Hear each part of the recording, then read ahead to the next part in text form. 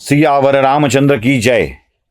रावण चिडून रामांसोबत युद्ध करायला आलाय आणि या रावणाच्या युद्धामध्ये लक्ष्मणाने बाण मारून रावणाच्या रथावरचा झेंडा तोडलाय.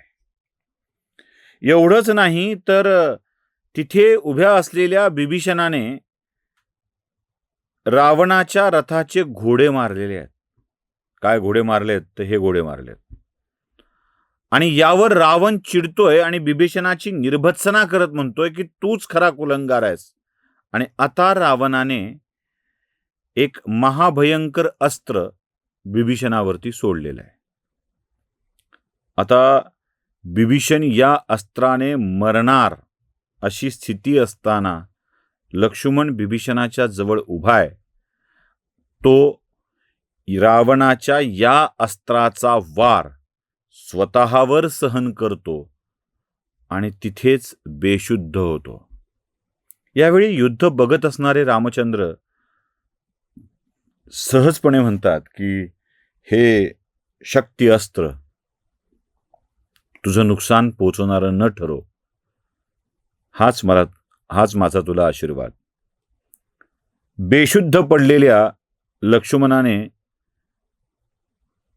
याचा जीव वाचवलेला असतो बिभीषणाचा. आता बघा, या सगळ्यामध्ये आपल्याला एक गोष्ट खूप महत्वाची बघावी लागणार आहे. दोन कथा आहेत.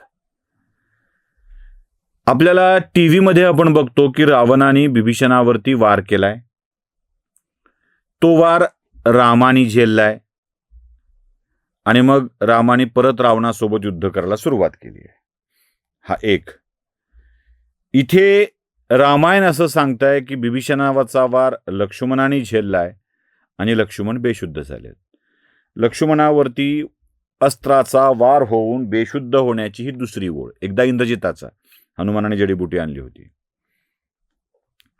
आपण ही कथा पाहतो. म्हणजे कथेचं एकत्रीकरण कसं होतं बघा. दोन प्रसंगांचं एकत्रीकरण कसं केलं जातं. इंद्रजिताने मारलेल्या बाणाने बेशुद्ध पडलेल्या लक्ष्मणाला वाचविण्यासाठी मी त्यावेळेला सांगितलं होतं की काय करायचं असा प्रश्न पडला. आणि बिभीषणाने सांगितलं की लंकेमध्ये एक वैद्य आहे सुषेण नावाचा. त्या सुषेण नावाच्या वैद्याला बोलावून घ्यावं. लक्ष्मणांची ते तपासणी करावी. सुषेण वैद्याने तपासणी केली आणि सांगितलं की तुम्ही जाऊन हिमालयातून ती दिव्य संजीवनी बुटी घेऊन या. मग हनुमान दिव्य संजीवनी बुटी आणायला गेले. ती संजीवनी बुटी आणली. लक्ष्मण उठले. इथे असं नाही आहे. पहिल्या कथेमध्ये जेव्हा इंद्रजिताचा बाण लागून लक्ष्मण बेशुद्ध पडतो तेव्हा जांबवान हनुमानाला या औषधासंबंधी सुचवतो. दुसऱ्यांदा जेव्हा लक्ष्मणाला रावणाची शक्ती लागते तेव्हा बिभीषण सुचवतो की लंकेत सुषेण नावाचा वैद्य आहे, तो रावणाने केलेल्या आघातावरचा उपचार करू शकतो. मग हनुमान पटकन जातो, सुषेणाला घेऊन येतो. कारण हनुमानाला सुषेणाचं घर माहीत आहे. तो म्हणला कसं ओळखू. अरे काही चांगली घरं आहेत म्हणलं जिथे तुला तुळस सापडेल, जिथे देवाची पूजा होत असेल अशी काही चांगलीच घरं आहेत. पटकन हनुमान जातो, सुषेणाला घेऊन येतो. सुषेणही वैद्याचं कर्तव्य पार पाडतो. खरं तर सुषेण हा रावणाचा वैद्य. रावणाचा. लक्ष्मण शत्रू आहे. शत्रूवर उपचार करायचे नसतात. पण वैद्य त्याचं कर्तव्य काय आहे, जो आजारी आहे त्याच्यावरती उपचार करायचे आहेत, बाकीच्यावरती नाही. आणि या सुषेणाने उपाय काय सांगितलाय, परत तीच संजीवनी बुटी. ती संजीवनी बुटी घेऊन या आणि मग उपचार करा, त्याचाच रस त्याला द्या. हनुमान परत ती संजीवनी बुटी घेऊन येतात आणि उपचार होतो. लक्ष्मण जागा होतो. आता या सगळ्या कथा नीट लक्षात घ्या. आपण ऐकलं पाहिजे, बघितलं पाहिजे. कारण आपल्याकडं हे राहिलं ते राहिलं हे नव्हतं का असं म्हणण्याची पद्धत आहे. रामायण नीट समजून घेणं आवश्यक आहे. लक्ष्मणावर इंद्रजितानेही वार केला होता आणि इंद्रजितामुळे लक्ष्मण जखमी होऊन बेशुद्ध झाला होता. लक्ष्मणावर रावणाचाही वार झाला होता आणि रावणाच्या वारानेही लक्ष्मण जखमी झाला होता. आणि दोन्ही वेळेला औषध आणणारा एकच व्यक्ती हनुमान, पण औषध सुचविणारे व्यक्ती दोन. एक पहिल्यांदा जांबवान, नंतर लंकेतला वैद्य सुषेण. या सगळ्या कथांना या स्वरूपात लक्षात ठेवणं आवश्यक आहे की आपल्याकडून अशी गडबड नको व्हायला की काय झालंय. सुषेणाने सांगितलेल्या औषधानुसार हनुमानाने आणलेली बुटी लक्ष्मणाला पाजविण्यात आली आणि लक्ष्मण पुढे जागे झाले. आता यावेळी लक्ष्मणाला जागा होत असताना रामचंद्र तिथे आहेत. खरं तर बिभीषण लक्ष्मणाच्या पोटी कृतज्ञ आहे. तो म्हणाला की काय हे, माझा भाऊ मला मारायला निघाला होता आणि तुम्ही मला वाचवलं. ही कथा जरा नीट समजून घेणं आवश्यक आहे. आपल्या विरोधात गेला म्हणून भावाचाही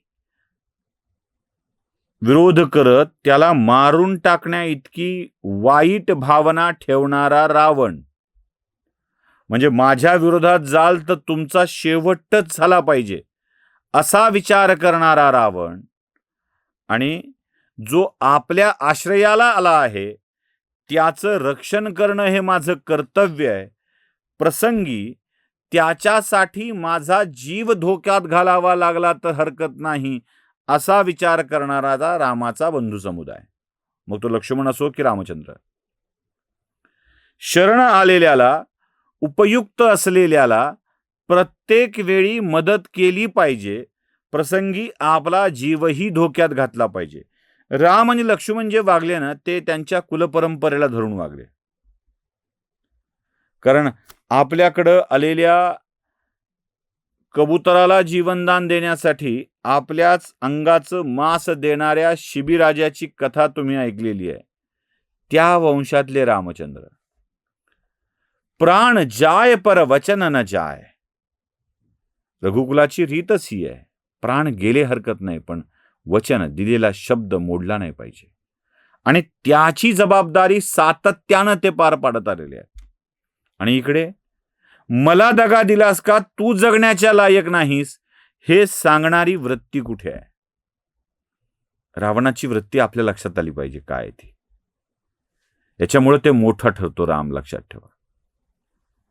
रावण यामुळे कमजोर ठरतो, यामुळे रावणाचा सतत पराभव होतो, यामुळे रावण एकटा पडतो. रावण एकटा का पडला याचं हे उत्तर आहे.